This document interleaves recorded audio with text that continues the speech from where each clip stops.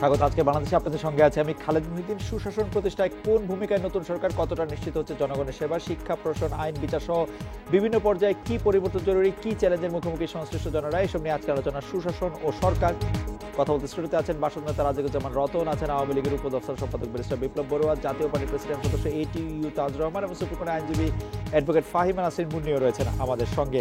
আমরা আমাদের চারজন প্যানেলিস্টের জন্য একই প্রশ্ন করতে চাই। রতন ভাই, আপনাকে দিয়ে আমরা শুরু করব। এখন রাষ্ট্র যে অবস্থায় আছে তাতে কি বলবেন? সুশাসন আছে নাকি নেই? থাকলে কতটা আছে, না থাকলে কেন নেই, এবং সেটা খুব আতঙ্কিত হওয়ার কিছু কিনা? সুশাসন যদি আমরা একাডেমিক্যালি বলি যে সুশাসন বলতে কি বুঝবো, যে মানে একটা গণতান্ত্রিক আইনের শাসন চলছে সেটাকে তো সুশাসন বলবো? শুধু আইনের শাসনকে সুশাসন বলা যায় না। তাহলে গণতান্ত্রিক আইনের শাসন আছে কিনা, গণতান্ত্রিক আইনের শাসনে সেখানে জবাবদিহিতা আছে কিনা, আর সবচেয়ে বড় কথা যে দায়বদ্ধতাও আছে কিনা। যে আমি যা খুশি তা করতে পারি সেটা কিন্তু কখনোই সুশাসনের পক্ষে যাবে না, বরং তার অন্তরায় হয়ে দাঁড়ায়। ফলে আমরা বলি যে স্বেচ্ছাচারিতার বিকল্প যদি গণতান্ত্রিক শাসন বলি, তাহলে সেখানে একটা জবাবদিহিতার বিষয়টা খুব যুক্ত হয়ে থাকে। আর তার সঙ্গে যে বিষয়টা খুব গুরুত্বপূর্ণ সেটা হলো যে কেউ আইনের ঊর্ধ্বে নন, আবার কেউ আইনের হাত এত মানে খাটো নয় যে তাকে স্পর্শই করতে পারে না। পাশে থাকেন কিন্তু দেখতে পান না। আবার কেউ কেউ এত যে দূরে থাকলেও নজর এড়াতে পারেন না। এই জিনিসগুলো যে আমাদের সমাজে হয়ে আসছে, এখান থেকে মানুষকে একটা স্বস্তির জায়গা দেওয়া যে হ্যাঁ, যে আইনের কাছে সবাই সমান বিচারটা পাবে। হ্যাঁ, তা আমরা এটা যদি শিক্ষার ক্ষেত্রে দেখি, এটা যদি আমরা কর্মসংস্থানের ক্ষেত্রে দেখি, এটা যদি আমরা নির্বাচনের ক্ষেত্রে দেখি, এটা যদি আমরা চিকিৎসার ক্ষেত্রে দেখি, তাহলে ইতিমধ্যে কিন্তু টাকার শাসন দেশে একটা প্রতিষ্ঠিত হয়েছে। যা টাকা থাকলে আপনি শিক্ষা পাবেন, টাকা থাকলে চিকিৎসা করতে পারবেন। তাহলে যারা টাকা বানানোর ক্ষেত্রে ভূমিকা পালন করে, শ্রমিক এবং কৃষক, তারা কি পাবে এবং তাদেরকে কে গ্যারান্টি দেবে? এই বিষয়গুলো আলোচনা না আসলে, যদি বলে আসেন আমরা সবার জন্য সমান সুযোগ তৈরি করি, যে নিচে পড়ে আছে সে সমান হলেও তো এখানে আসতে পারবে না। তাহলে এখানে ইকুয়ালিটির পরিবর্তে ইকুইটির কথাটা খুব গুরুত্বপূর্ণ ছিল, যে যারা পিছনে পড়ে আছে তাদেরকে এগিয়ে যাওয়ার জন্য রাষ্ট্রের দায়িত্বটা নিতে হবে। সুশাসনের সঙ্গে সমান শাসনের প্রশ্নটা কিন্তু মেলে না। সুশাসনের সঙ্গে মিলে যারা পিছিয়ে আছে তাদেরকে এগিয়ে আনতে হবে, আর যারা বেশি এগিয়ে যাচ্ছে তাদেরকে একটা যুক্তিসঙ্গত বিধিনিষেধ আরোপ করতে হবে। ইতিমধ্যে দেখেছেন যে বাংলাদেশ একটা ধনকুবেরের রাষ্ট্রে পরিণত হয়েছে। কিরকম? এরকম একটা ছোট দেশ, সেখানে 252 জনের মতন মানুষ আছেন, তাদের নাকি মানে বলে যে $3 কোটি উপরে তাদের সম্পদ আছে, মানে $30 মিলিয়ন উপরে। তো এই দেশে এই ধরনের একটা যেমন সমৃদ্ধি ঘটেছে, আবার গার্মেন্টসের একদম সামান্য একটা মজুরি কাঠামো, এটাকে সুষ্ঠু করবার জন্য একজন শ্রমিককে জীবন দিতে হচ্ছে, হাজার হাজার শ্রমিককে মামলার মধ্যে পড়তে হচ্ছে।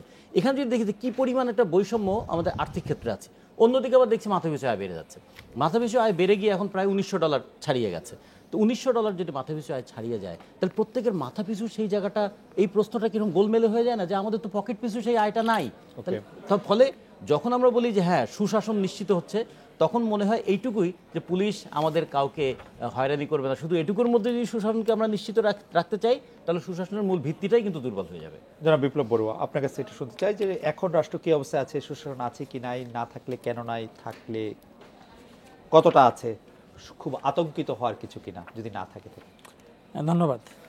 আসলে এখানে যারা আছেন সবাইকে, আমার দর্শকদের আমি শুভেচ্ছা জানি। যে কথাটি আমি বলতে চাই আপনার প্রশ্নের জবাবে, সুশাসন আসলে জিনিসটা কি? সুশাসন হচ্ছে একটি রাষ্ট্রের যে রাজনৈতিক, অর্থনৈতিক এবং প্রশাসনিক ক্ষমতা কতটা কল্যাণমুখী এবং জবাবদিহিতা কতটুকু, এবং একটি রাষ্ট্র কতটুকু নিরপেক্ষ দৃষ্টিতে রাষ্ট্র পরিচালনা করেন, এবং উন্নয়নের সাথে কিন্তু সুশাসনের একটি আপনার বড় একটি যোগসূত্র রয়েছে। উন্নয়নের ইন্ডেক্স কিন্তু সুশাসনকে কিন্তু আপনার রিফ্লেক্ট করে, প্রতিফলন ঘটে হচ্ছে উন্নয়নের সূচকের মাধ্যমে। আমরা যদি দেখতে পাই বাংলাদেশের বর্তমান যে অর্থনৈতিক যে সমৃদ্ধি গত 10 বছরে যেটি হয়েছে, তাতে করে বোঝা যায় যে আমাদের সুশাসনের যে আপনার সূচক অগ্রযাত্রা কিন্তু অত্যন্ত সন্তোষজনক।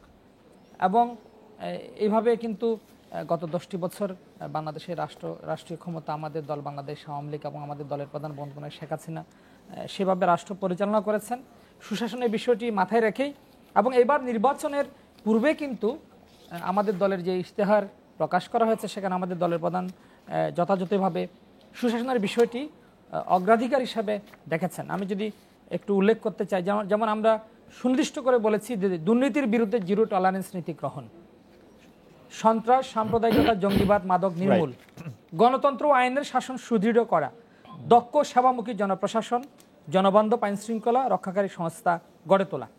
এবং মাননীয় প্রধানমন্ত্রী এই যে গত কয়দিন আগে সোহরাওয়ার্দী উদ্যানে যে বক্তব্য জাতির সামনে রেখেছেন, আমি যদি এখানে আমি উল্লেখ করি, সেখানে কিন্তু আমাদের যে নির্বাচনী যে ইশতেহার আমরা যে আঙ্গিকে জাতির সামনে আমরা প্রতিশ্রুতি দিয়েছিলাম, রাষ্ট্র পরিচালনা কিভাবে হবে সেটা কিন্তু আমাদের মাননীয় প্রধানমন্ত্রী কিন্তু বলেছেন যে প্রত্যেকের আর্থসামাজিক অবস্থার উন্নয়নে কাজ করে যাব, রাজনৈতিক অধিকার নিশ্চিত করে প্রত্যেকটা মানুষের জীবনমান উন্নত করব। সেগুলো তো কথা, কিন্তু কথা না, আমরা শুধু কাজও বিশ্বাস করি।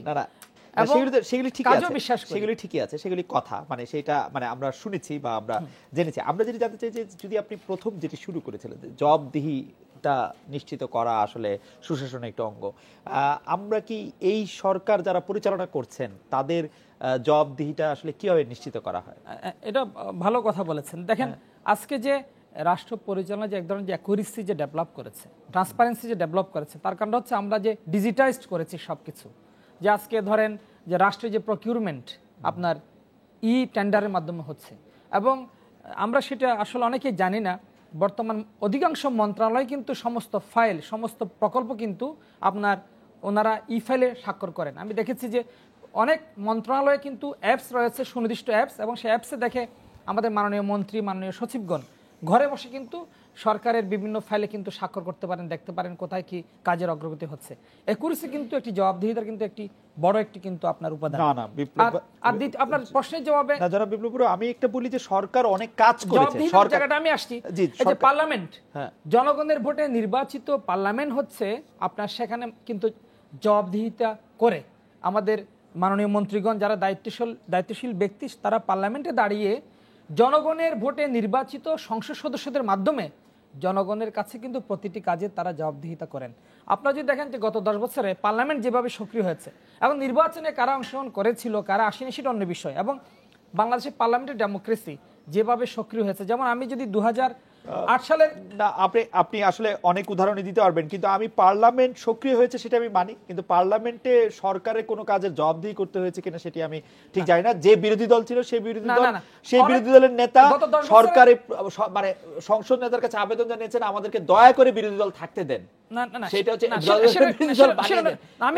পার্লামেন্ট তো মাত্র শুরু করলে একাদশ পার্লামেন্ট, আমি আগের দুটি পার্লামেন্টের কথা বলছি, আগের পার্লামেন্টে মানে শপথ নিয়েছে, মানে তাদের তো প্রক্রিয়া শুরু হয়েছে। সেটা আপনারা বলছেন যে প্রক্রিয়া শুরু হয় না, তাহলে তো দুইটা পার্লামেন্ট একসঙ্গে থাকতে পারে না।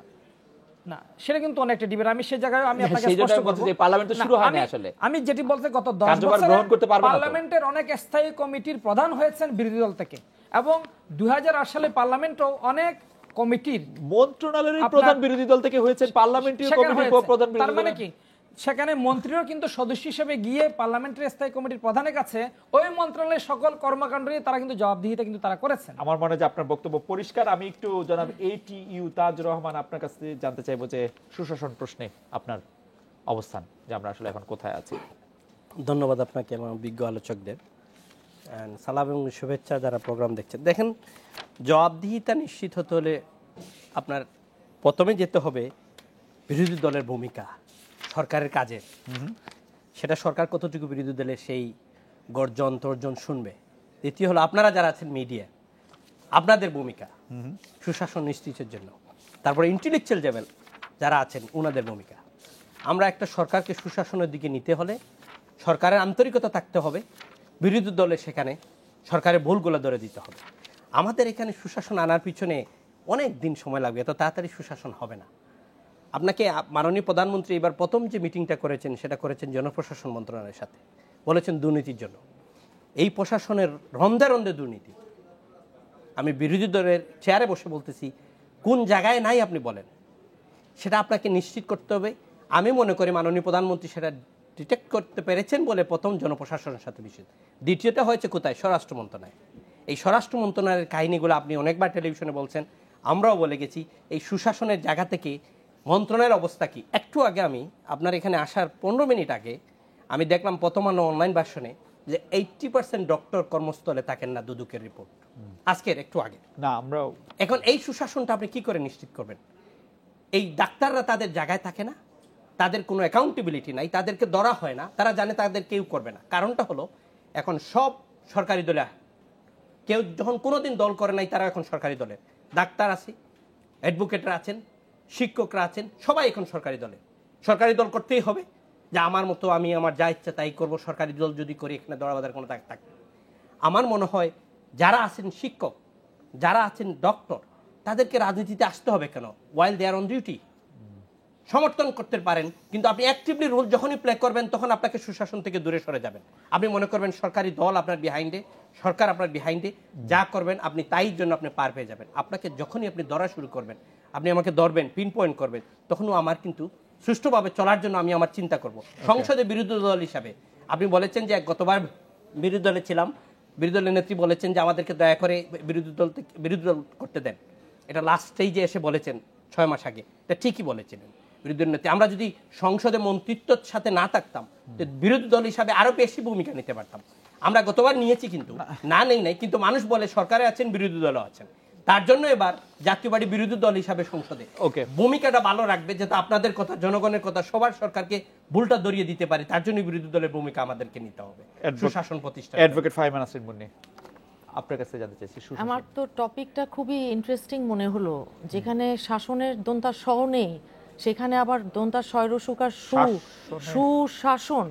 যদি সুশাসন থাকতো, আইনের শাসন থাকতো, মানবাধিকার থাকতো, জবাবদিহিতা থাকতো, তাহলে কি আজকে 30শে ডিসেম্বর বিজয়ের মাসে আমরা যেই নির্বাচনটা দেখলাম, নির্বাচনের নামে, এটা কি বাংলাদেশের 17 কোটি মানুষ কোনোদিন আশা করেছিল? এটা কি সত্যিকার অর্থে জনগণের প্রত্যক্ষ ভোটে কেউ নির্বাচিত হয়েছে? এখানে এই নির্বাচনের নামে আমাদের দলের সংগ্রামী মহাসচিব বলেছেন জাতির সাথে তামাশা করা হয়েছে। ডক্টর কামাল হোসেন স্যার বললেন প্রতারণা। এখন দেখেন, সুশাসন নিশ্চিত করতে হলে আপনার গণতন্ত্র তো নেই। এটা তো এখন ওই যে গণতন্ত্র, ত্রুটিপূর্ণ গণতন্ত্র, তার নিচে যে থার্ড হাইব্রিড গণতন্ত্র, যেটা লাস্ট স্টেজ হচ্ছে স্বৈরতন্ত্র। ইকোনমিস্ট এই কথাই বলছে। এখন আমরা দেখলাম গণতন্ত্রের লেশমাত্র যখন নেই, একটি দল, নিউ ইয়র্ক টাইমস বলছে, ওয়াশিংটন পোস্ট বলছে যে নর্থ কোরিয়ায় এরকম নির্বাচনের ফল হলে একটা হতো, বাংলাদেশে এটা গ্রহণযোগ্য না, বিশ্বাসযোগ্য না। বিবিসির আমরা প্রতিবেদন দেখেছি কুমিল্লা 10 আসনের সুশাসন বলছেন, তো বাংলাদেশের না, বিশ্বে ওটা ভাইরাল হয়েছে, ওই ভিডিও ক্লিপ বিবিসির দেখানো। CNN এর ইন্টারভিউ দেখলাম, আল জাজিরা বলেন কিংবা ডয়চে ওয়েল, সব কিছুই দেখলাম। আপনি এখন উন্নয়ন মানে যদি হয় যে একটি দলীয় সরকারকেই বাই হুক অর ক্রুক, মানে আমাকে ক্ষমতায় থাকতেই হবে, বিরোধী দলকে দমন পীড়ন করে, হিউম্যান রাইটস ওয়াচ বলছে, নিউ ইয়র্ক টাইমসে সম্পাদকীয় লিখেছে। এইরকম যখন আমরা দেখছি আন্তর্জাতিক সমস্ত মাধ্যমগুলো, সমস্ত মাধ্যমগুলি বলা একটু জেনারেলাইজেশন হলো অ্যাডভোকেট ফাহিমা নাসরিন মুন্নি। অনেক আন্তর্জাতিক মাধ্যম এই নির্বাচনকে অংশগ্রহণমূলক নির্বাচনও বলেছে। এখন সেটা আপনি যদি এখন আওয়ামী লীগের কথা কিছু বলতে চান, আপনি ইউ আর মোস্ট ওয়েলকাম। না, আওয়ামী লীগের কথা কিছু বলা না বলা শুনেন, আমি আপনাকে বলি, জি, টিআইবির যে প্রতিবেদনটা, টিআইবির এই প্রতিবেদনে বলা হয়েছে যে র্যান্ডম দৈব চয়নের ভিত্তিতে যে 50টা আসন তারা নিয়েছিল, কিন্তু জবাবটা কিন্তু দেয়া, সেটা আমি বলে নেই, শেষ করে নেই, সেটা 47টা, হ্যাঁ, যেই আসনে দুর্নীতি আগের দিন রাতে ভোট হয়েছে 29 তারিখে, 30 তারিখে তো ভোট হয়নি, ব্যালট ভরেছে তো 29 তারিখ রাত্রে। আর বিবিসিতে যেই ব্যালট বক্স ভর্তি 30 তারিখ সকালবেলা। আমি টিআইবির একজন ট্রাস্টিকে প্রশ্ন করেছিলাম যে আপনারা এই অভিযোগটা দিতে চান কিনা কম্পিটেন্ট কোনো ক্ষেত্রে। ওনারা বলেছেন যে ওনারা একটি গবেষণা প্রতিষ্ঠান, ওনাদের কোনো এরকম অভিযোগ তোলার ম্যান্ডেট নাই। ওনারা যেটা হয়েছে ওনারা একটা ফ্যাক্টস দিয়েছেন, এই তো। না, আচ্ছা, ওনারা শুনেন। ফ্যাক্ট দেন নাই, কিন্তু ওনারা দিয়েছেন পত্র পত্রিকা এবং সবই ঠিক হিয়ারসে, আছে, কিন্তু ঠিক আছে, সবই দরকার নাই hearsay তো, কিন্তু। দরকার মানে এটা নাই। তাদের গবেষণা প্রতিবেদন নিউ না। ইয়র্ক টাইমসের সম্পাদকীয় বলছে যে এই রকম নির্বাচন না করলেও পারতেন। এখন নিউ ইয়র্ক টাইমসের ও- সম্পাদক আপনি পুরোটা পড়েছেন? এই যে আমার হাতেই তো। না, পুরোটা পড়েছেন কিনা? আমি দেখ এবং অবশ্যই পড়ছি। শেষ আমি বিচার- বলি আপনি যদি যতটুকু এখন শেষ- আপনি যদি শেষ আওয়ামী বিচার- লীগের হয়ে বলা যায় কমপ্লিমেন্ট করেন অতটুকুই না, লিখিতভাবে না, না, তাইলে তো আমি কথা বলতে পারবো না না। না প্লিজ আপনি শেষ দেখেন, নির্বাচনী প্রচারণায় সহিংসতায় নিহত হয়েছে কমপক্ষে 17 জন। এটা নিউ ইয়র্ক টাইমসের সম্পাদকীয় থেকে 17 জন একটু মারা পড়ছি। গেছে, right. হিউম্যান রাইটস ওয়াচ তার এই রিপোর্টে বর্ণনা করেছেন যে বিচার ব্যবস্থা, ইন্টিমিডিয়েটেড জুডিশিয়ারি অথবা নির্বাচন কমিশনের হস্তক্ষেপ নেই এমন একটি আতঙ্কের পরিবেশ নিয়ে, এমন আতঙ্কের পরিবেশ বিরাজমান সমাজের উচ্চকিত কণ্ঠ থেকে শুরু করে সাধারণ নাগরিক পর্যন্ত। এখন এটা শুধু নিউ ইয়র্ক টাইমসের কথা যে তা না, ওআরএফ আরেকটি থিঙ্ক ট্যাঙ্ক ভারতের, রাইট। তারা কি বলেছে? তারাও তো একই কথা বলেছে, এই নির্বাচনকে আর যেই বলা হোক এটাকে তো সুষ্ঠু নির্বাচন কখনোই বলা যাচ্ছে না। Okay, এর একদম ফাইনাল পাশাপাশি বলি- একটু হ্যাঁ, বলে দেই, জি। দেখেন স্বাস্থ্য অধিদপ্তরের, আমরা তো সুশাসনের কথা বলছি, একজন পিয়ন 1000 কোটি টাকার ওপরে মালিক।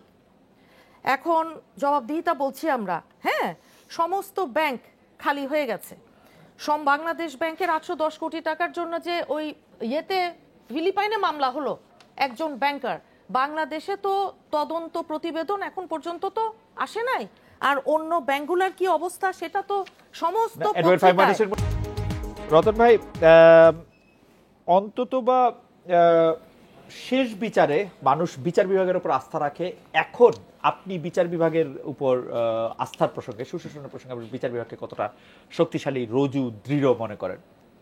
বিচার বিভাগের যদি প্রধানতম অংশ যেটা বলি যে নিম্নতর আদালত, সেটার স্বাধীনতা এবং স্বায়ত্তশাসন তো এখনো অতখানি নিশ্চিত নয়।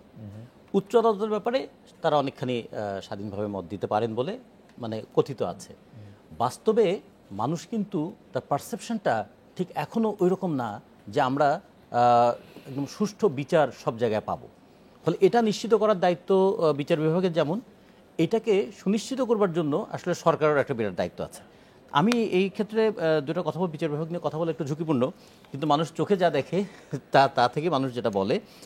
কিন্তু একটা জিনিস খেয়াল করুন যে আমরা যদি ন্যায় বিচারটাকে পরিত্যাগ করি, তাহলে যে ন্যায় বিচারও আমাদেরকে পরিত্যাগ করবে, একদিন দার্শনিকরা এটা বলেছিলেন, সেটা আমাদের দেশে এখন দেখা যাচ্ছে যে আমরা যারা ন্যায় বিচারকে পরিত্যাগ করছি, ন্যায় বিচারও আমাদেরকে ছেড়ে চলে যাচ্ছে। আর উন্নয়ন হলেই যে একটা দেশের সুশাসন প্রতিষ্ঠিত হয় সেটা ঠিক নয়, কারণ পৃথিবীর অনেক দেশে আমরা দেখেছি যে উন্নয়নের সঙ্গে কিভাবে লুণ্ঠনটা যুক্ত হয়ে আছে, উন্নয়নের সঙ্গে ডিসপ্যারিটি, বৈষম্যটা কীভাবে যুক্ত হয়ে আছে। আর সব কিছু হয়ে গেলে হবে, ই কমার্স, ই টেন্ডার, ই টিকিট, রেলওয়ের ই টিকিটের কি অবস্থা দেখেন। ই টিকিট আমি দেখছি যে কোনো টিকিট খালি নাই। যখন এই কথা বলেন বাস্তবে হলো কি, মানে তখন আমি কি সবকিছু ডিজিটাল করার আগে আর মেন্টাল মেকআপটা তো লাগবে। তখন কি এটি মাথায় রাখেন যে বাংলাদেশের মানুষের জীবনযাত্রার মান আসলেই উন্নত হয়েছে, চরম দারিদ্র সীমা থেকে মানুষ আসলেই কমেছে, চরম দারিদ্রটা একটা আপেক্ষিক ব্যাপার। কিরকম, যখন এই উন্নয়নের এত কিছু ছিল না, কিংবা যদি বলি ভুটানের মানুষের কথা যদি ভাবি, তাহলে দারিদ্র সবসময় আপেক্ষিক ব্যাপার, বৈষম্যটাও আপেক্ষিক ব্যাপার। ওকে, কার তুলনায় কত কিছু উৎপাদন করেছি এবং কি পাচ্ছি আমি। আচ্ছা, মানে ছোট্ট একটা উদাহরণ বলে আমি শেষ করি, যে ধরুন যে আমাদের একজন শ্রমিক তার শ্রম দিয়ে যা উৎপাদন করে বিনিময়ে সে কতটুকু পায়, এইটা যদি হিসাব না করি তাহলে কিন্তু আমি বৈষম্যটা দেখতে পাবো না। আচ্ছা, ঠিক আছে। বিপ্লব বড়ুয়া, আপনার কাছে আসতে চাই যে বিচার বিভাগের প্রশ্ন আসছিল যে বিচার বিভাগকে আপনি আসলে কতটা স্বাধীন দেখেন, কতটা কার্যকর দেখেন। বিচার আদালত নিয়ে কথা হলো যে বিচার আদালতে আসলে অনেক ক্ষেত্রেই বিচার আদালত অবরুদ্ধ। আমি সেই প্রশ্নের জবাব দেওয়ার আগে এখানে আমাদের অ্যাডভোকেট মুন্নি, বিএনপি নেত্রী, টিআইবি রিপোর্টের প্রসঙ্গটি এনেছেন। খুব সংক্ষেপে আমাদের বলতে হবে। দেখেন, যে কোনো গবেষণা কর্ম হওয়া উচিত নির্মোহভাবে এবং নৈবর্তিকভাবে। আমরা দেখেছি টিআইবি যে রিপোর্টটি দিয়েছে, কিংবা তাদের সাম্প্রতিক কর্মকাণ্ড দেখা যাচ্ছে যে তারা একটি বায়াসড কাজ করছে। যেমন যখন পদ্মা ব্রিজের কারাপশন নিয়ে যখন আপনার একটি ক্যাম্পেইন হলো আমাদের সরকারের বিরুদ্ধে, তখন টিআইবি দেখলাম যে তখন খুব উচ্চ কণ্ঠ ছিল। পরবর্তীতে সরকারও কিন্তু অনেক উচ্চ কণ্ঠ ছিল, খোদ অর্থমন্ত্রী উচ্চ কণ্ঠ ছিল। টিআইবির হেডকোয়ার্টার সরকাররা কিন্তু টিআইবি নিজেদেরকে যেহেতু তারা বলে যে সোশ্যাল ক্যাম্পেইন এগেইনস্ট কারাপশন, এ হচ্ছে তাদের স্লোগান বিশ্বব্যাপী। তো তারা যখন কথা বলবে তাদেরকে সুনির্দিষ্টভাবে তথ্যপত্র নিয়ে কথা বলতে হবে। পরবর্তীতে টিআইবির হেডকোয়ার্টার কানাডার আদালত যখন পদ্মা ব্রিজের মামলাটি ডাস্টবিনে ফেলে দিল, যেটা কোনো মামলাই না বলে, তখন কিন্তু টিআইবির বিরুদ্ধে মানুষের ব্যাপক অভিযোগ ছিল যে তারা পক্ষপাতদুষ্ট এবং দুরভিসন্ধিমূলকভাবে বাংলাদেশ সরকারকে হেয় করার জন্য এই ধরনের তারা মন্তব্য করেছিলেন। এখন আমি এই যে নির্বাচনে যে কথাটি বলেছে, দেখেন আমাদের এই নির্বাচনে দেশি বিদেশি অনেক পর্যবেক্ষক এসেছে, এই নির্বাচন নিয়ে কথা বলেছে। আমরা কি কোথাও দেখেছি টিআইবির কোনো দেশি কিংবা বিদেশি পর্যবেক্ষককে? এই নির্বাচন নিয়ে তাদের তো কথা বলার কোনো ম্যান্ডেটই নাই। এবং তারা যেই আপনিও ঢাকা বিশ্ববিদ্যালয়ের ছাত্র ছিলেন, সেখানে আমরা একটা সাবজেক্ট পড়াশোনা করেছি যে রিসার্চ মেথোডোলজি, কিভাবে গবেষণা কর্ম করতে হয়। গবেষণা কর্মের একটি ডক্ট্রিন রয়েছে, সেটা হচ্ছে রুল এগেইনস্ট চেরি পিকিং। সেটা হচ্ছে আপনার, আমি যখন কোনো গবেষণা করব নিরপেক্ষভাবে, right, rule against cherry picking আমরা জানি যে আমরা পিক এন্ড চুজ করতে হবে। হ্যাঁ, তখন আপনাকে পিক এন্ড চুজ, এখানে পিক এন্ড চুজ করে না, ওরা র‍্যান্ডম স্যাম্পলিং করেছে। তাদের যেভাবে বিএনপি জামাতের লিফলেটের মতো একটি প্রতিবেদন দেওয়ার মতো যে সমস্ত তথ্য দরকার, সে তথ্যগুলো তারা শুধু নিয়েছে। এবং দ্বিতীয় বিষয়টি হচ্ছে, এই ধরনের প্রতিষ্ঠানের জনবল কয়জন আছে বাংলাদেশে? আমি বিনয়ের সাথে টিআইবিকে জানতে চাই, তারা 50টি নির্বাচনী এলাকায় তারা গবেষণা কর্ম চালিয়েছেন। এই ধরনের গবেষণা কর্ম যদি 50টি নির্বাচনী এলাকায় চালাতে হয়, 7 দিনের মধ্যে তারা রিপোর্ট দিয়েছে। কম করে হলেও এখানে 1 মাসের সময় দরকার ছিল পর্যাপ্ত জনবল নিয়ে। তো তারা যে সমস্ত টিআইবি কেউ স্বেচ্ছা কর্মভিত্তিতে করতে পারেন, অন্য কেউ সহায়তা করতে পারেন, অনেক পত্র-পত্রিকা সহায়তা করতে পারেন, মানে আপনি সেটি নিয়ে কেন প্রশ্ন তুলছেন? ওনাদের বিষয় আসেন, ওনারা যে বিষয়গুলি নিয়ে কথা বলেছেন সেই বিষয়গুলি কি টিআইবি থেকে আপনারা প্রথম শুনলেন? যেগুলি নিয়ে কথা বলেছেন টিআইবির সাম্প্রতিক কর্মকাণ্ডে মনে হয়েছে দে হ্যাভ মেলিস এবং ইল মোটিভে তারা করেছে একটি দুর্বিসন্ধিমূলক। এবং টিআইবির রিপোর্ট যদি আমার কাছে সম্পূর্ণ রিপোর্টটা রয়েছে, সেখানে তারা শুধু অভিযোগ দিয়েছে এবং অভিযোগের প্রমাণ সাপেক্ষে কোনো কিছু তারা দেখাতে পারেনি। এবং যে টেবল তারা দিয়েছে, সেখানে শুধু ওই টেবলে বিভিন্ন তথ্যপত্র দিয়েছে, কোনো দালালিক প্রমাণ নেই। এবং তারা এখানে যে সমস্ত তথ্য দিয়েছে, আমি মনে করি বাংলাদেশের গণতন্ত্রের সাথে এবং সাধারণ মানুষের রায়ের প্রতি টিআইবি এক ধরনের প্রতারণা করেছে। এখন বিচার বিভাগ নিয়ে আপনি যে কথাটা বলেছেন, সেখানে আমি যে কথাটি বলতে চাই যে বাংলাদেশে বিচার বিভাগের যে স্বাধীনতার বিষয়টি, এটি আমাদের বাংলাদেশ আওয়ামী লীগ এবং আমাদের দলের প্রধান শেখ হাসিনা দীর্ঘ সময় অ্যাডভোকেসি করেছেন যে বিচার বিভাগের স্বাধীনতা ফিরিয়ে আনতে হবে। তার জন্য আমরা অনেক লড়াই সংগ্রাম করেছি। এখন বিচার বিভাগের স্বাধীনতার যে বিষয়টি, আমাদের মতো একটি তৃতীয় বিশ্বের রাষ্ট্রে আমাদের সীমাবদ্ধতা রয়েছে। তবে বর্তমান সরকার যেভাবে স্বাধীন বিচার বিভাগ করার জন্য যেভাবে জুডিশিয়ারিকে, লোয়ার জুডিশিয়ারিকে বাংলাদেশের উচ্চ আদালত সুপ্রিম কোর্টের প্রধান বিচারপতির কাছে দিয়েছেন, এই কাজটাও তো আমরা করেছি। এবং আমি মনে করি যে বিচার বিভাগ কারণ হচ্ছে লোয়ার জুডিশিয়ারির যে প্রমোশন ট্রান্সফারের যে বিষয়টি, এই বিষয়টি তখন তো সরাসরি দেখেন হচ্ছে, সেটা তো 1998 সালে জাস্টিস মুস্তাফা কামালের ডাইরেক্টিভ, এটা তো আপনারা 10 বছর পর, কিন্তু ইমপ্লিমেন্ট তো করেছে এই সরকার তো ইমপ্লিমেন্ট করেছে সেটা। এবং হচ্ছে জুডিশিয়ারি অফিসারদের সেই ইমপ্লিমেন্ট করার জন্য বেতন ভাতা বাড়ানো হয়েছে, একই সাথে কস্ট লিস্ট থেকে শুরু করে বিচার বিভাগে ট্রান্সপারেন্সি আনার জন্য তো সরকার অনেক প্রকল্প গ্রহণ করেছে। এবং আমার কথা হচ্ছে যে সাংবিধানিক যে অধিকার আমাদেরকে দিয়েছে, আইনের দৃষ্টিতে সকলেই সমান, এই সরকার এবং এই সংবিধান সেই অধিকারকে সুরক্ষা অবশ্যই করবে। বিচার শুধু করলেই হবে না, যদি দেখাইতেও হবে তো বিচারটা করা হচ্ছে। বিচার আমরা করেছি, আমরা দুর্নীতিবাজদের বিচার আমরা করছি। অ্যাডভোকেট ফাইমান নাসির মনি, বিচার বিভাগের নিয়ে সুশাসনের ব্যাপারটা জানতে চাইছিলাম, আপনি যদি খুব সংক্ষেপে আমাদের বলেন। দেখেন, আমরা এই যে নির্বাচনের আগের থেকেই 2 বছরই পর এক্সট্রা জুডিশিয়াল কিলিং কি পরিমাণ দেখেছি মাদকের নামে, অথচ আওয়ামী লীগেরই একজন বিখ্যাত ওই যে সংসদ সদস্য আছেন ইয়াবা, এখন এবার তো ওনার স্ত্রী ওনাকে না দিয়ে দিয়েছে আর কি, গুম। মানে দুইটার মধ্যে কি সম্পর্ক আমি বুঝলাম না। আপনি সুশাসন জানতে চাচ্ছেন তো? যদি একটি সমাজে একটি দেশে যদি সুশাসন, বিচার বিভাগ, আইনের শাসন সত্যিকার অর্থে এক্সট্রা জুডিশিয়াল কিলিং যদি আপনি বলে থাকেন, আওয়ামী লীগ সেটি সবসময় অস্বীকার করছে, কিন্তু অস্বীকার করছে না তো। আপনার দলটি যখন ইন্ট্রোডিউস করেছে সেটি তারা এটা অস্বীকারও করে নাই। দেখেন, যখন গুমের কালচার এই সরকারের আমলে এই যে শুরু হয়েছে, আমাদের বিএনপির নেতা কর্মীদের শয়ে শয়ে, ইলিয়াস আলী থেকে শুরু করে আজও দেখেন, ভয়ের যেই সংস্কৃতি, এই কথাটা আপনি যদি বলেন নিষ্ঠুর মন্তব্য হবে। আমাদের সাজেদুল ইসলাম সুমন সহ বিশাল বড় একটা লিস্ট আছে, আরেকদিন বলবেন। আমি অন্তত 50টা নাম যদি সময় দেন আমি তো বলতে তো পারবো অ্যাটলিস্ট। খোদ প্রধানমন্ত্রী চেয়েছিলেন আপনাদের কাছে লিস্ট, আমি তো ওটা দেয়া হয়েছে, আমাদের মহাসচিব দিয়েছিলেন, তার পরবর্তীতে আবার পুরো লিস্ট। এটা শুধু ওই গায়েবী মামলার বেলায় বলা হচ্ছে, শুধু গায়েবী, Okay. অন্য মামলাগুলোর কথা তো আমরা বাদই দিলাম। গায়েবী মামলার আচ্ছা মতো না, দেখেন, শব্দ exist বিচার করে কিনা? বিভাগের কথা হ্যাঁ বললেন, এখন সত্যিকার অর্থে আইনের শাসনের যে আন্তর্জাতিক সূচক আছে সেখানে একটু আমরা নিম্নগামী। একজন সাবেক প্রধান বিচারপতি উনি যে বইটা লিখেছেন সেটাও বিচার বিভাগের সাথে অঙ্গাঙ্গিভাবে জড়িয়ে আছে, আ ব্রোকেন ড্রিম। এখন বিদেশে উনি একটি দেশে আশ্রয় প্রার্থী, উনি বলছেন উনি তো ন্যায় বিচার পাননি, সিটিং একজন চিফ জাস্টিস চলে যেতে হয়েছিল। সুপ্রিম কোর্টের জাজ নিয়োগে, এই যে আজ পর্যন্ত বিচারক নিয়োগে সুনির্দিষ্ট কোনো নীতিমালা হয়নি, অথচ একটা গাইডলাইন কিন্তু দেয়া আছে সর্বোচ্চ আদালতের। নীতিমালা না হওয়ার পেছনে সবচেয়ে বড় প্রতিবন্ধক রাজনৈতিক যে সদিচ্ছা সৃষ্টিটা হয়েছে, রাজনৈতিক বিচার বিভাগ আলাদা হওয়ার পরে যখন সেই বিচার বিভাগ আলাদা করা হলো 2001 থেকে 2006 সাল শুনেন, পর্যন্ত। বিচার বিভাগের আলাদা হওয়ার কথা মাজদার হোসেন মামলার যে স্পিরিট ছিল, আপনি বলেন নিম্ন আদালতকে আইন করে সম্পূর্ণভাবে আজকে নিয়ন্ত্রণে নিয়েছে এই সরকার। নির্বাহী বিভাগের বিচার বিভাগ আলাদা করার কথা যদি নির্বাহী বিভাগের অ্যাডভোকেট ফাইভ যে অধীনে নির্বাহী বিভাগ, বিচার বিভাগ, নিম্ন আদালতকে আপনি আইন বলেন, ছুটি বলেন, তাদের চাকরি বলেন, যা কিছু বদলি বলেন, নিয়োগ বলেন, সমস্ত কিছু আইনমন্ত্রীকে আমি সমস্ত আইনমন্ত্রীকে আমি এই কিছু। বিষয়টি প্রশ্ন করেছিলাম। আইনমন্ত্রী অ্যাডভোকেট আনিসুল হক বলেছেন যে তিনি চ্যালেঞ্জ করেছেন যে শুনেন, একটি নিয়োগও যদি এসব বললে এসব আপনি এখন যদি এটা বলে একটা যে তার- সাফাই এখন আমি সাফাই গাচ্ছি না, না, উনি তো নাই এখানে। উনি- আর আমরা তো আইনের উনি ওই ওপেন অঙ্গনে বলেছেন যে হাঁটি। কেউ যদি প্রমাণ না, করতে পারে যে কোনো শুনেন, একটি ক্ষেত্রে আরেকটা এরকম কথা করা বলি হচ্ছে, একটি আপনাকে। নিয়োগের আচ্ছা ক্ষেত্রে। শুনেন, দুর্নীতির মাধ্যমে ক্ষমতা এসে, হ্যাঁ, দুর্নীতির ব্যাপারে জিরো টলারেন্স নীতি গ্রহণ করেছে ক্ষমতাসীন আওয়ামী লীগ। প্রফেসর এমাজউদ্দিন স্যার, আমাদের সর্বজন শ্রদ্ধেয় স্যার, এই বক্তব্যটা দিয়েছেন। আওয়ামী লীগের একটা জিনিস দেখবেন, আমরা যখন নির্বাচনে গেলাম না, শেষ পর্যন্ত থাকলাম, ভয়ঙ্কর একটা ওদের বডি ল্যাঙ্গুয়েজে খুব অস্বস্তি হচ্ছিল। যায় না কেন, যায় না কেন?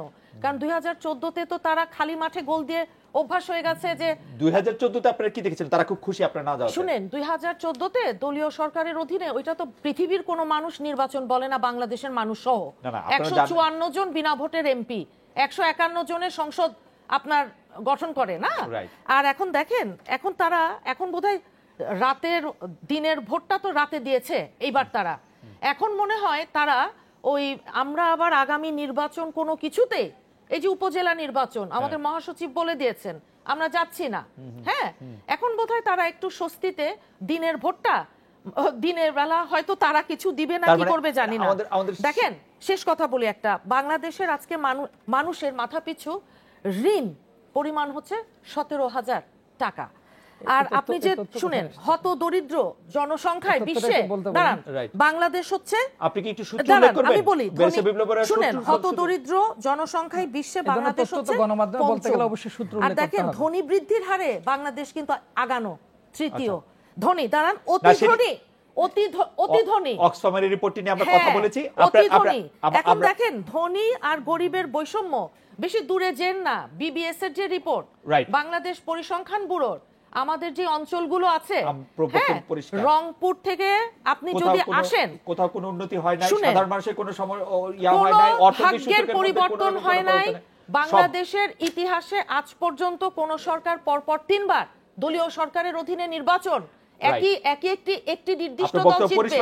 পরিষ্কার অ্যাডভোকেট ফাইন্যান্সের মধ্যে আমি একটু এটি তাজ রহমান আপনার কাছে আসতে চাই। আমরা আসলে দেখেন, বিচার বিভাগের সময় যদি- ম্যানেজমেন্টের- বিচার বিভাগের যদি কথা বলি, তাহলে আপনি ঢালাওভাবে বলতে পারবেন না বিচার বিভাগ স্বাধীন না।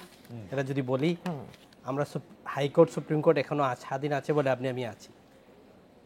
লোয়ার কোর্টে যদি কিছুটা থেকে থাকে, যেটা আমাদের একটা সবারই একটা ধারণা, এখানে কিছু ম্যানিপুলেট হয়, পলিটিক্যাল পাওয়ার খাটানো হয়, যারা রতন ভাই বললেন, সেটার সাথে আমি একটু একমত। কিন্তু ঢালাওভাবে যদি এটা বলি, তাহলে এটা হবে না। বিচার বিভাগের সুপ্রিম কোর্ট, হাইকোর্ট এখনো তারা ফাংশন বলে আমাদের বিএনপির নেতারা বলেন, আমরা যারা বলেন, এখনো পাচ্ছি এখান থেকে গিয়ে। কিন্তু তাজ ভাই, আপনার কাছে মনে হয় না যে আমরা অনেকদিন ধরে সরকারকে হারতে দেখি না? সরকার যখন চায় তখন হচ্ছে যে উত্তর ঢাকায় নির্বাচন হয় না, সরকার যখন আবার চায় না তখন আবার উত্তর ঢাকায় নির্বাচন হয়। সেগুলি লোকে বলে, আমি জানি না যে মানে এই প্রশ্নগুলি মানুষের মনে ওঠে আমি কিনা। টকশোতে বসে বিচার বিভাগ সম্বন্ধে কতটুকু আমরা যেতে পারবো, রতন ভাই যেটা বলেন, না, না, আমরা যেতে চাই না, মানে যেই প্রশ্নগুলি পাবলিক ডোমেইনে আছে। আমাদের পলিটিক্যাল এরিনাতে আমরা যখন ক্ষমতায় থাকি, বিএনপি যখন ছিল, আমরাও ছিলাম, আমরা যখন ক্ষমতায় থাকি তখন কিন্তু এইগুলো নিয়ে কথা বলি। ক্ষমতার বাইরে যখন চলে যাই, ক্ষমতায় যখন আসি, তখন আমরা এটা একদম বলে যাই। আপনি যে এক্সট্রা জুডিশিয়াল কিলিং এই দেশে র্যাব সৃষ্টি বিএনপি করেছিল। আজকে এই র্যাবের মাধ্যমে বিএনপি বলতেছে এক্সট্রা হচ্ছে না, সরকার অস্বীকার করছে, বিদ্যুৎ সুবিধা আমরা যারা বলতেছি না করছে। এটার অ্যাকাউন্টেবিলিটি হবে কিভাবে? আপনাকে যদি বিচার বিভাগ ফাংশনাল যদি হয়, পারফেক্ট ফাংশন, আপনি যেটা বললেন কারো বেল হয়, কারো নির্বাচনের জন্য বাতিল হয়ে যায়, কারো হয় না। আর রিসেন্টলি যেটা দেখছি, আমি অনেকগুলো চেক করলাম বিভিন্ন দেশে, যে আমাদের হাইকোর্টের প্রত্যেকটা জিনিস, আপনার বাসার চুরি চাকরটা বাইরে গেছে, এটা হাইকোর্টে, এটাও রিট, এটাও স্টে। মানে তাহলে এখানে ফাংশনাল আপনার এই এক্সিকিউটিভ বডির ফাংশনটা কি শুরু হচ্ছে? এটা আমাদের দোষটা হলো আমরা সব কিছু হাইকোর্টে নিয়ে যাচ্ছি। আপনি ছিলেন না উন্নত দেশের একটা দেশে লেখাপড়া করেছেন, সব কিছু কি ওখানে নিয়ে যাওয়া যায়? আমাদের নিম্ন আদালতে গেলে এটা হাইকোর্টে যেতেই হবে, নিম্ন আদালতের সলিউশন হবে না, প্রলং হয়ে যাবে মাসের পর মাস। আপনি এখন সেই সুশাসন নিশ্চিত করতে হলে আমরা সবাই একসাথে করতে হবে, শুধু বললে তো চলবে না ভাই।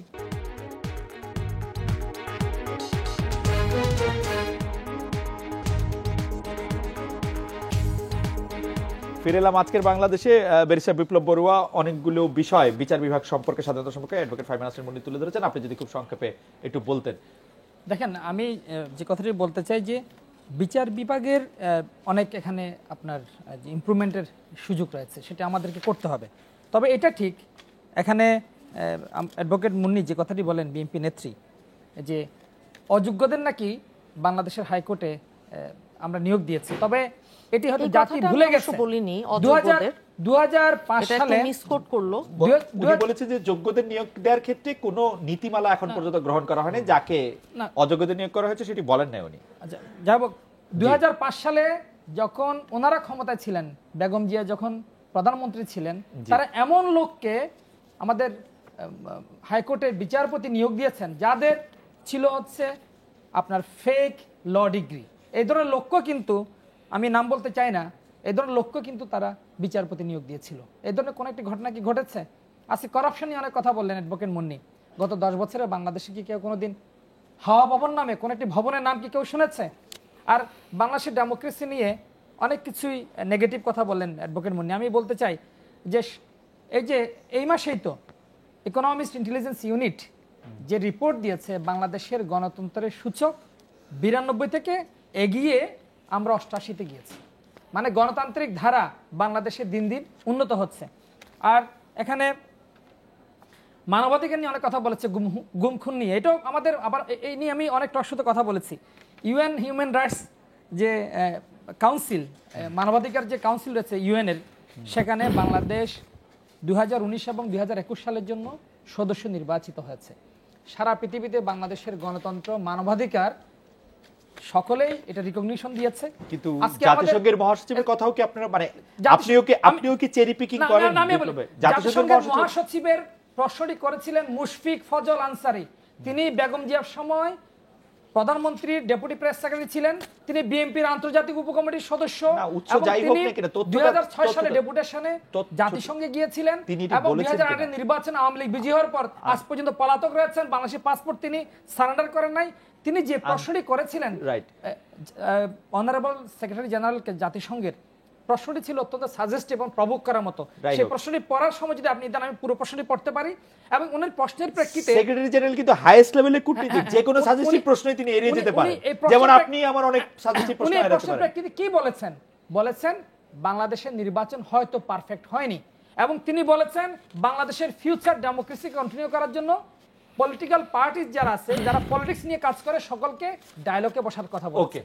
ওকে, তিনি নির্বাচন বাতিলের কথা বলেননি, সরকারকেও বিরোধী দলের সাথে ডায়ালগে বসতে বলেননি। নির্বাচন বাতিলের কথা বলবেন না, মানে যুদ্ধ পরিস্থিতি না হলে হয়তো পারফেক্ট হয়নি, সেটি তার সর্বোচ্চ বলা। জনাব রাজীব রতন, আপনার কাছে একটু ফিরে আসি, আমরা শেষ পর্যায়ে আছি। যে আমরা বিচার বিভাগের কথা বলছিলাম, সর্বশেষ আমরা যদি গণমাধ্যমের কথা বলি, গণমাধ্যমের সুশাসনের ক্ষেত্রে গণমাধ্যমের ভূমিকা আপনি কিরকম দেখেন? একটা ভয়হীন পরিবেশ সমাজে খুব দরকার। সেটা ভয়হীন পরিবেশ মানে একটা ভুল করারও স্বাধীনতা থাকতে হয়, কারণ ভুল করতে পারলে তখন কিন্তু শুদ্ধ জিনিসটা কি সেটা যাচাই করা যায়, এবং ভুল করার আগেই যদি কেউ ভয় থাকতে, যদি ভুল হয়ে যায় তাহলে ভয়ঙ্কর পরিণতি হবে, তাহলে কিন্তু আর মানুষ সত্য কথাটা বলতেও মানে সাহস পাবে না, কুকড়ে যাবে। আমি যেমন ধরুন দুইটা কথা যদি বলি, যে একটা তথ্যসূত্র জানতে চেয়েছেন যে বাংলাদেশের মানুষের মাথাপিছু ঋণ কত।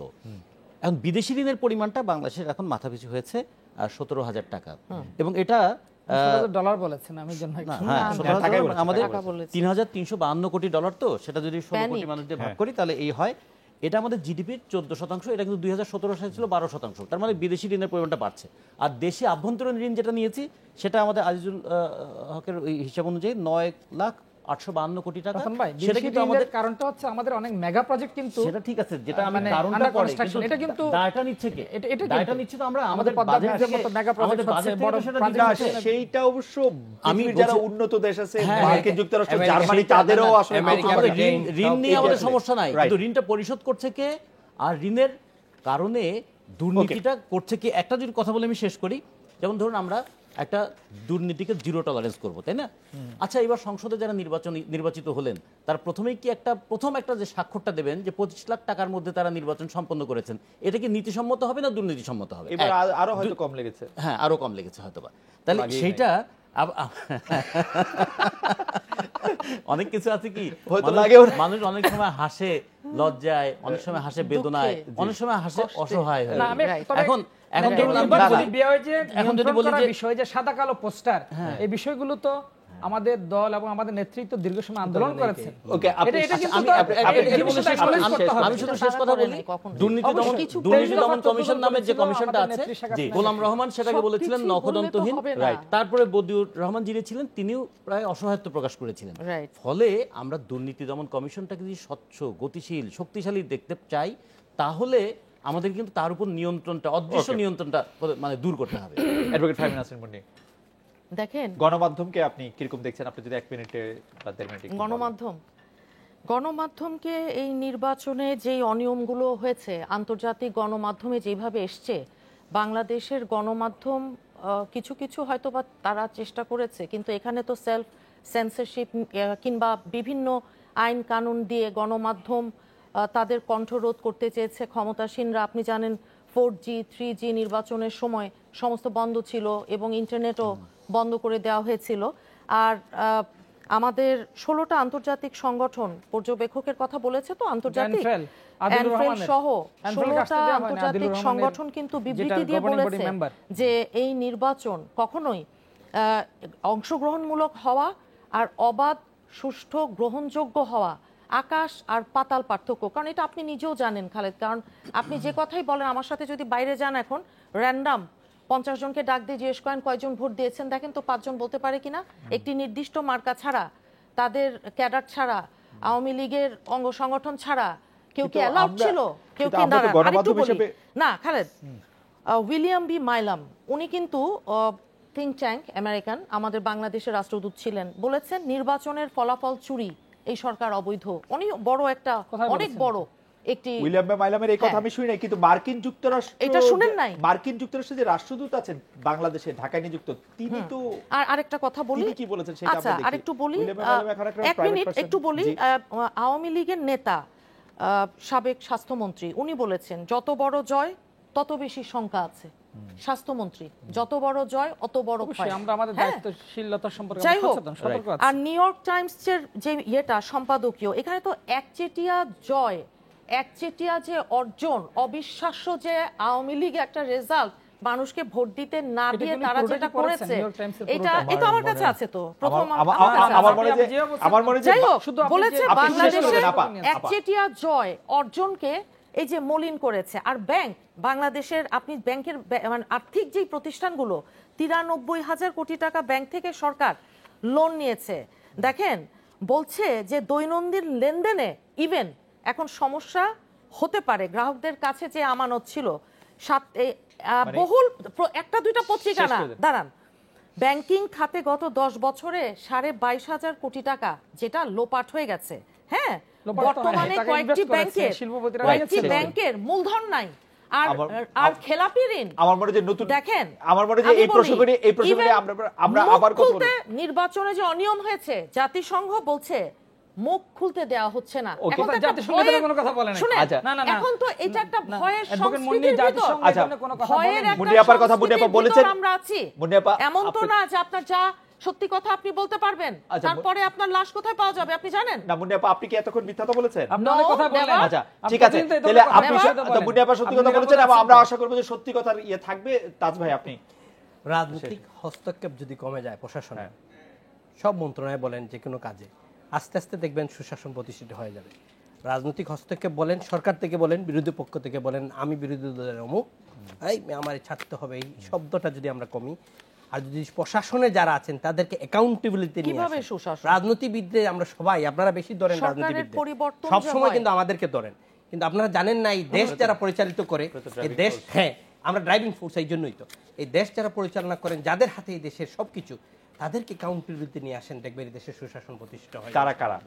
তারা আপনি প্রশাসনের লোকগুলা, যেটা প্রথম দিয়ে আমার বক্তব্য শুধু বলেছিলাম, প্রশাসন, মানে আর শুধু প্রশাসন আছেন, জনপ্রতিনিধি যারা জনপ্রতিনিধিরা জনগণের আছেন, ভোট ছাড়া- না, জনপ্রতিনিধি তো প্রশাসন প্রশাসন কিন্তু বলা হয়। রাজনীতিবিদরাই চালাচ্ছেন, না, এটা রাজনীতিতে তো বস। এদেশে একটা শব্দ প্রতিটা বলা হয়, মন্ত্রণালয়ের executive- খালেদ ভাই একটা শব্দ বলা হয় লাল ফিতার দৌরত্ব, আপনি নিজে জানেন না, লাল ফিতা তো এইটা আপনারা যতক্ষণ না কাট করবেন, এখন আর নাই তো, এখন তো নাই, এটা বললে কেমনে মন্ত্রীরা তো একটা মন্ত্রণালয়ের সিইও এখন। না মন্ত্রীরা কোনো কাজ করতে পারবে না, বরং সেক্রেটারি তাদেরকে হেল্প করবে না, এখানে বলবে স্যার এটা দেওয়া যাবে না, মন্ত্রী করতে পারবে না। ভালো কাজও যদি নিচে থেকে উপরে যায়, বলে দেওয়া হয় এটা রিকমেন্ডেশন নাই, নিচে 3টা স্তরে, তখন মন্ত্রী তখন এটা সেই দিতে পারবে মন্ত্রী না। বলবে এটা প্রধানমন্ত্রীর ডিজায়ার, আরো 10 না, বার ভালো করে করতে পারবে করবে। না, কারণ 2 দিন পরে এই ক্ষমতা থেকে চলে যাওয়ার পরে মন্ত্রী দুদুক এসে ধরবে।